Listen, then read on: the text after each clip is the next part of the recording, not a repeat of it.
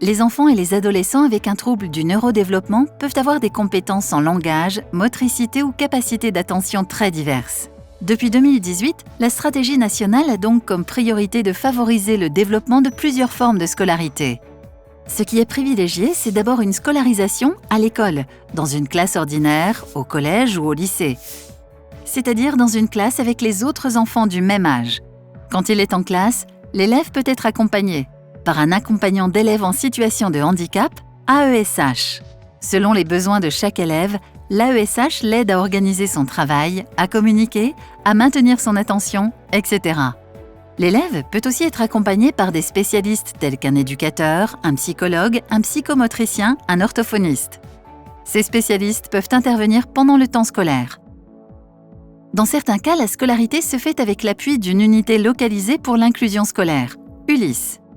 En école, collège, lycée, l'enfant est scolarisé dans sa classe de référence et bénéficie en plus du soutien d'un enseignant spécialisé dans le dispositif ULIS.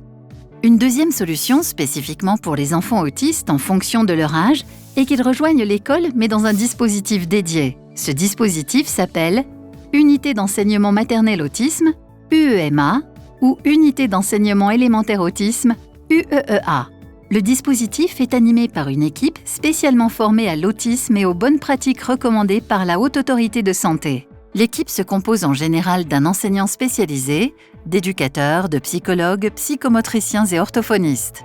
Les enfants bénéficient donc de l'environnement éducatif ordinaire d'une école et d'actions éducatives et rééducatives spécialisées. Des temps de scolarisation en classe ordinaire leur sont également proposés. L'autorégulation à l'école, au collège, au lycée est une nouvelle forme de scolarité inclusive qui s'adresse à tous les enfants avec un trouble du neurodéveloppement.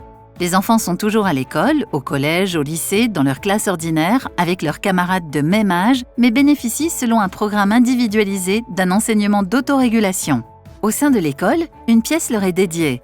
Dans cette pièce, une équipe spécialisée leur apprend un ensemble de techniques pour améliorer leur attention, leur comportement, leurs émotions, et un enseignant dédié soutient leur apprentissage. Les élèves suivent leurs cours en classe, seuls ou parfois accompagnés d'un éducateur. Une quatrième solution peut être proposée, l'entrée dans un institut médico-éducatif, IME. Cette orientation concerne les enfants qui, pour l'instant, ne peuvent pas s'inscrire dans le rythme ordinaire d'une journée de classe en milieu ordinaire.